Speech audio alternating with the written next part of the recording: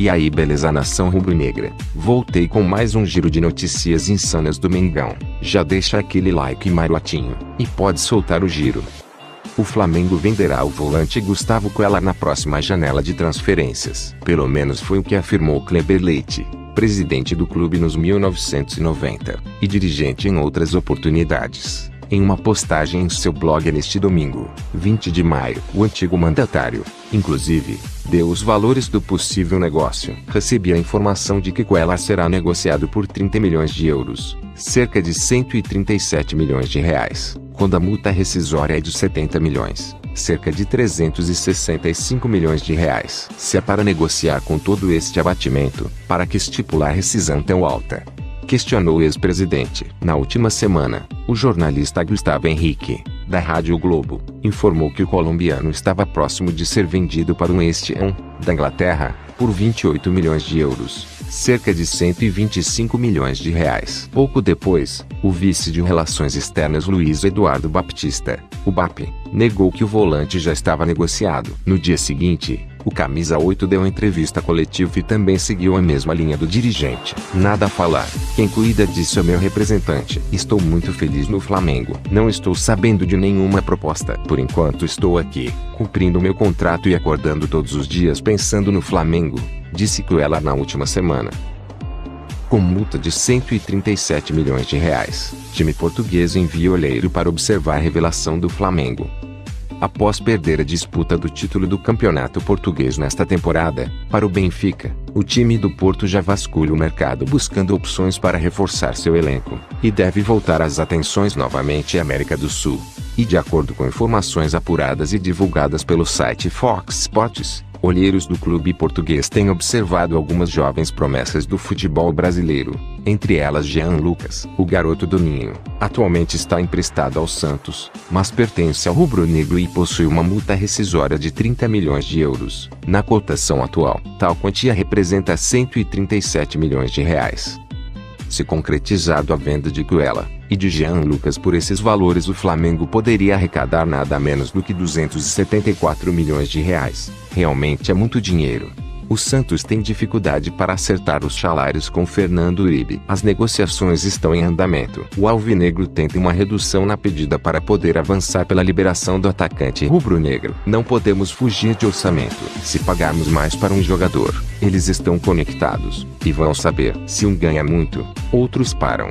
Dizem que um tem que jogar sozinho. É uma realidade, disse o presidente José Carlos Pérez, no último domingo. O Peixe ainda precisa do sim do Flamengo, mas nem com o colombiano houve acerto. A princípio, o centroavante quis receber mais do que na Gávea. Agora, aceita receber a mesma coisa. Essa quantia, porém, também está acima do teto do alvinegro, algo em torno de 550 mil reais mensais. Uribe viria ao Santos em definitivo, com o perdão de parte das parcelas da venda de Bruno Henrique ao Flamengo, 4 milhões de reais em junho e 11 milhões de reais em janeiro. O Peixe segue otimista e espera fechar com o jogador. As tratativas, porém, não são fáceis. O Flamengo desembarcou na manhã deste domingo no Rio de Janeiro sem algo muito importante na bagagem. O rubro-negro não trouxe sequer um ponto diante do Atlético Mineiro, mesmo com um jogador a mais desde o fim do primeiro tempo. A derrota caiu um pouco na conta de Rodrigo Caio, que falhou no primeiro gol do Galo,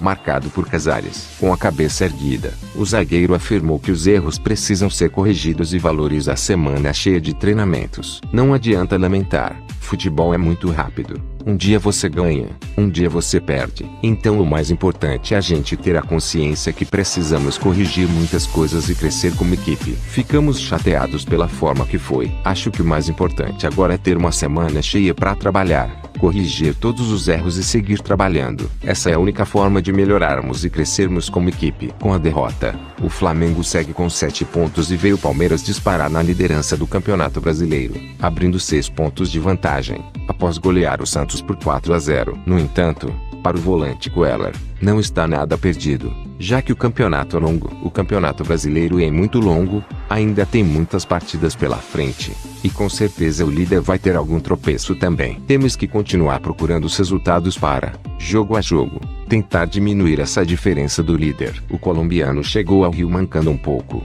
mas apresentou melhora em relação às dores no tornozelo direito. Após a partida, o Elar foi submetido a um exame de raio-x, que não apontou fratura no local. O departamento médico vai reavaliar o volante neste segunda-feira. Já o restante do elenco só se reapresenta na terça-feira, quando inicia a preparação para o jogo contra o Atlético Paranaense, no próximo domingo, no Maracanã, pela sexta rodada do Brasileirão.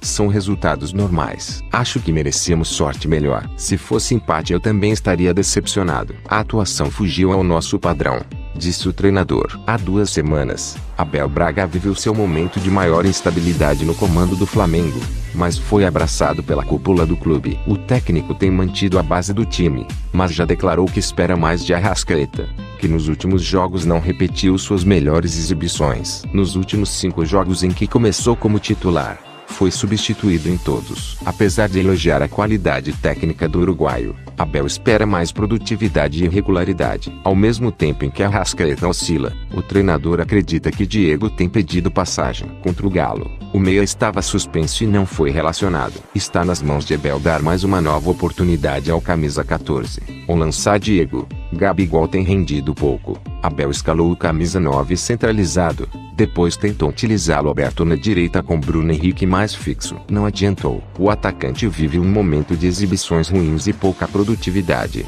seja na hora de fazer gol ou dar assistência. A última vez que balançou a rede foi na vitória sobre o Cruzeiro, no Maracanã. Contra o Galo, mais uma participação discreta, embora não tenha faltado empenho. O desafio do treinador é conseguir extrair do seu centroavante o melhor do seu potencial. O resultado negativo, por sua vez, não agradou alguns da torcida rubro-negra, que se manifestaram através de algumas pichações na madrugada desta segunda-feira, 20 de maio, em busca de um reforço de peso para a lateral direita. A cúpula de futebol do Flamengo mantém a esperança de ter quanto antes Rafinha, do Bayern de Munique, integrado ao seu elenco. Após o acerto verbal com o Fla, o jogador recebeu propostas de Internacional de Milão, Sevilla e Benfica. Ainda assim, Fla mantém a posição do acerto e aguarda o jogador. Ideia é sacramentar a contratação quanto antes. Se tudo correr como esperado pela direção rubro-negra, o compromisso terá validade de 2 anos e o jogador chega para assumir a titularidade no setor. Rafinha se apresentaria ao rubro-negro no dia 1 de julho e seria o primeiro reforço do clube na janela do meio do ano. Aos 33 anos, o atleta está no futebol europeu desde 2005 e se transferiu para o Bayern de Munique em 2011. Ele era um pedido antigo da torcida do Flamengo, que não poupa Pará e Rodinei das críticas. A direção entende que o papel de protagonista que ele teria na Gávea será decisivo na hora de decidir seu destino. Se crê que está perto de reforçar o lado direito do seu elenco, o Flamengo esbarra em mais dificuldades no que diz respeito à lateral esquerda. Opção número 1 do clube, Felipe Luiz já ouviu os planos rubro-negros e avalia seus próximos passos. Felipe Luiz não definirá o futuro antes da Copa América. Tem mercado na Europa e o Fla avalia o negócio como mais complicado. O vice de futebol Marcos Braz e o diretor Bruno Spindel estiveram em Madrid e tentaram de todas as formas convencê-lo. Deram opções de moradia e escola para os filhos. Tudo para que ele topasse abandonar a vida na Europa. Além do interesse na dupla, a diretoria corre por reforços para o segundo semestre, principalmente por conta da Libertadores. Um segundo volante e um zagueiro também estão na mira. Gemerson, do Mônaco, é o nome que mais agrada para a zaga. Na última semana, o Gavianews.com divulgou 2 matérias informando a renovação do volante Lucas Gabriel e a assinatura do primeiro contrato do lateral direito Jonathan Souza. Todavia, estas não foram as únicas novidades do mercado da bola, envolvendo as categorias de base do rubro-negro. Isso porque o atacante Carlos Daniel assinou seu primeiro contrato profissional com o Flamengo até janeiro de 2021. Antes de chegar ao Flamengo, Carlos estava no Boa Vista. Atualmente, o jovem atacante está com 17 anos de idade e compõe o elenco sub-17 do rubro-negro. Vale citar que a posição de origem dele é a ponta esquerda. Porém, o jogador possui uma versatilidade e em algumas partidas tem sido escalado com centroavante. O Conselho de Administração do Flamengo julga Na noite desta segunda-feira, o ex-presidente Eduardo Bandeira de Melo, o ex-dirigente é acusado de ter interferido no processo de escolha das cores das chapas na última eleição, realizada em dezembro. Bandeira pode ser punido com 6 meses de suspensão. Por mim pode ser punido com 30 anos. Essas foram as últimas notícias do Mengão, galera. Obrigado a todos vocês. Se inscreva no canal e deixa aquele like marotinho. Isso aqui é Flamengo.